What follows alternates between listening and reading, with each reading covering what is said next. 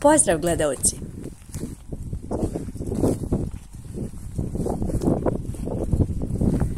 Okopane voćke su preduslov za uspješnu gnojidbu.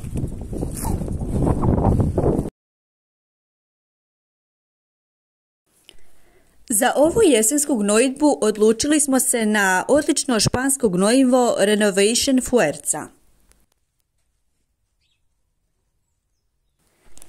Hemijski sastav možete vidjeti na ovoj slici.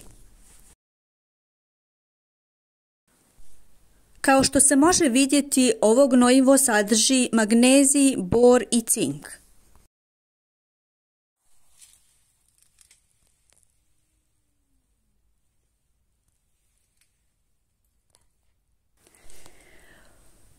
Pošto je najavilo obilne padavine, idući dan dali smo gnojivo voćkama.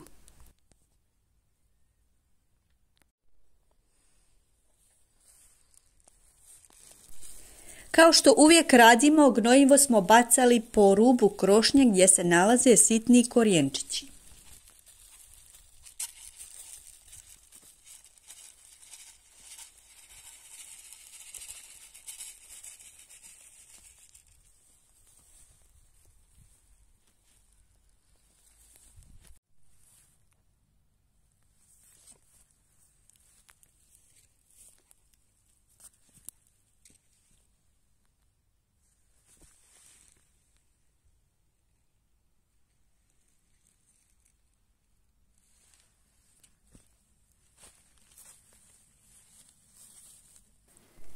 Nažalost, ovaj put gnojivo nismo ukopali u zemlju.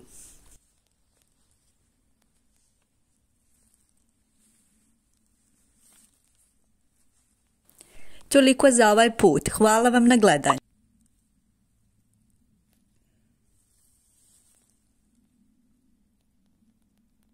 Podržite nas lajkom i pretplatom.